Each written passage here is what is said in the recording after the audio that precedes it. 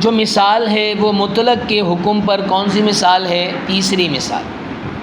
اللہ تبارک و تعالی، اچھا مطلق کا حکم ذہن میں رکھیے گا۔ مطلق کا حکم کیا ہے؟ کتاب اللہ کے مطلق پر عمل کرنا لازم، ضروری۔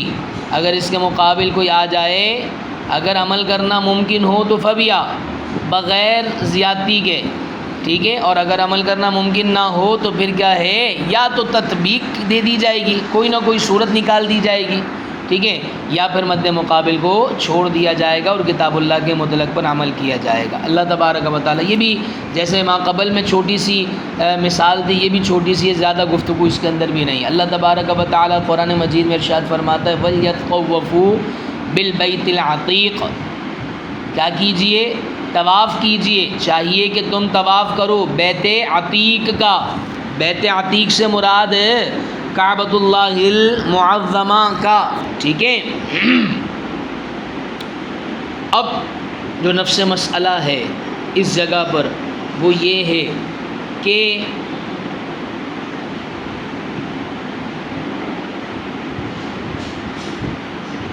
کیا طواف کے اندر وضو شرط ہے؟ وضو کیا ہے؟ شرط ہے۔ شرط سے مراد یہ ہے کہ اگر وضو کے بغیر طواف شروع کیا تو وہ ابتدا ہی نہیں ہوگی، شروع ہی نہیں ہوگا۔ شرط کا مطلب یہ، کیا بیت اللہ کے طواف کے اندر وضو شرط ہے یا نہیں؟ امام اعظم رحمۃ اللہ تعالی علیہ فرماتے ہیں کہ بیت اللہ کے طواف کے اندر وضو کا ہونا یہ فرض نہیں ہے، شرط بمعنی فرض نہیں ہے، لیکن امام شافعی رحمۃ اللہ تعالی علیہ فرماتے ہیں کہ بیت اللہ کے طواف کے اندر کیا ہے؟ وضو فرض ہے۔ اور دلیل کیا دیتے ہیں؟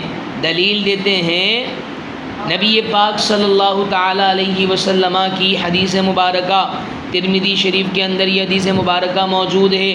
اللہ کے پیارے حبیب صلی اللہ علیہ وسلم نے ارشاد فرمایا الطواف حول البیت مثل الصلاۃ، کہ بیت اللہ کے ارد گرد چکر لگانا یہ نماز کی مثل ہے۔ کس کی مثل ہے؟ نماز کی مثل ہے۔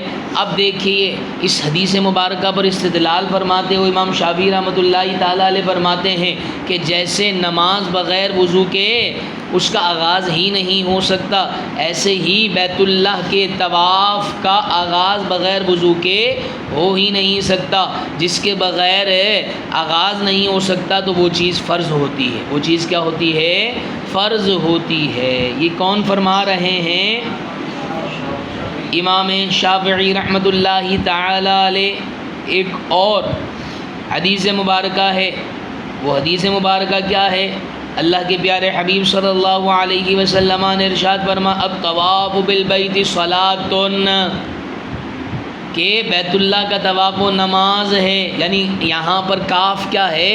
حرف جو کہ موجود ہے، یعنی کالصلاۃ، بیت اللہ کا طواف کیا ہے؟ نماز کی طرح ہے۔ جیسا کہ ماں قبل میں بھی حدیث مبارکہ آپ کے سامنے عرض کی کہ جب نماز کی طرح ہے تو امام شافعی فرماتے ہیں کہ تمام لوازمات نماز والے ہی ہونے چاہیے، تمام معاملات افعال کیا ہے؟ نماز کی طرح ہی ہونے چاہیے۔ تو نماز کے لیے وضو ضروری ہوتا ہے تو بیت اللہ کے طواف کے لیے بھی وضو کیا ہے؟ وہ ضروری ہے۔ سمجھ تم؟ اب امام اعظم رحمۃ اللہ تعالی علیہ پہلے تو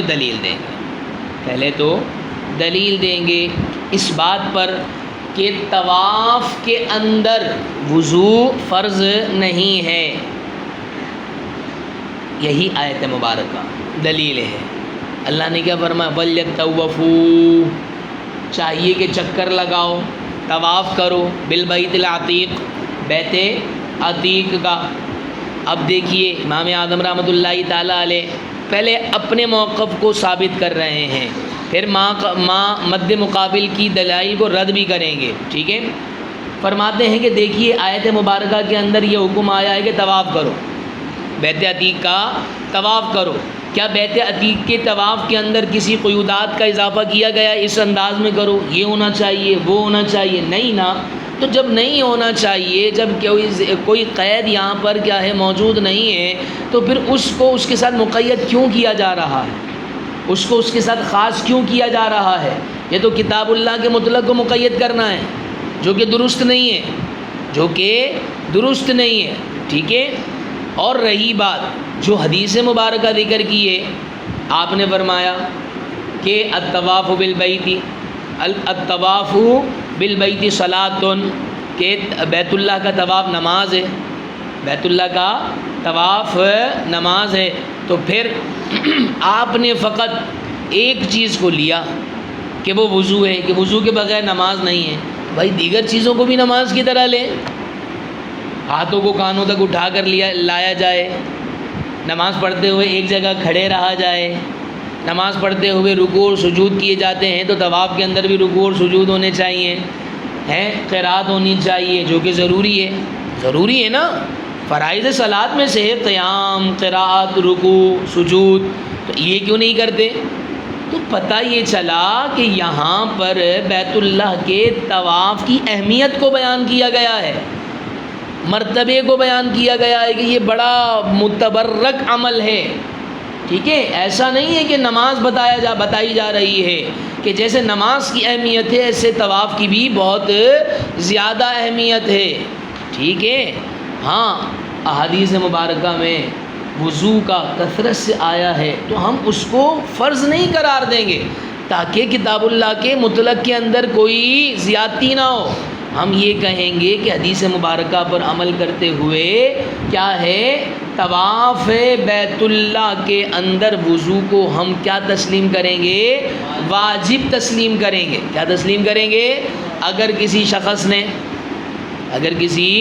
شخص نے بیت اللہ کا طواف کیا بغیر وضو کے اور طواف کمپلیٹ کر لیا، تو اب یہ نہیں ہوگا کہ یہ کہا جائے گا کہ جناب من اپنے طواف کو دوبارہ کیجئے وضو کر کہا جائے گا، نہیں، بلکہ آپ نے طواف کر لیا اور ایک جرم کر لیا، بغیر وضو کے کر لیا، تو اب اس کا ازالہ کرنا پڑے گا، اور اس کا ازالہ کیا ہوگا؟ وہ دم کی صورت میں ہوگا۔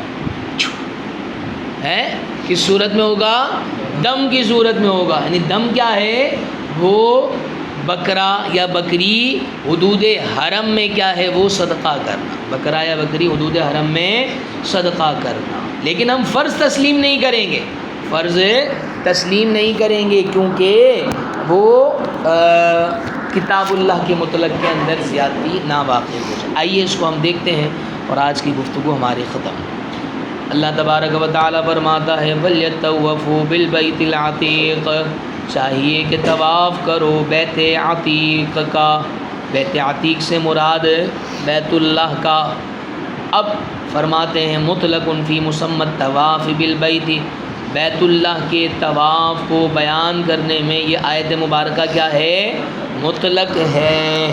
فلا یزاد علیہ شرط الوضوء بالخبر، تو زیادتی نہیں کی جائے گی اس مطلق پر وضو کی شرط بالخبری، حدیث مبارکہ کے ساتھ، بل یعمل بہ، بلکہ عمل کیا جاوے گا اس حدیث مبارکہ کے ساتھ، علی وجہ، اس طور پر کہ لا یتغیر بہ، کہ تبدیل نہ ہوتا ہو اس صورت پر عمل کرنے کے ساتھ، حکم الکتابی، کتاب اللہ کا حکم، بأن یکون، بئی طور پر کہ مطلق الطواف فرضاً، مطلق طواف وہ فرض ہوگا کتاب اللہ کے، بحکم الکتابی، کتاب اللہ کے حکم کے ساتھ، بل وضوء واجباً، اور وضو کیا ہوگا؟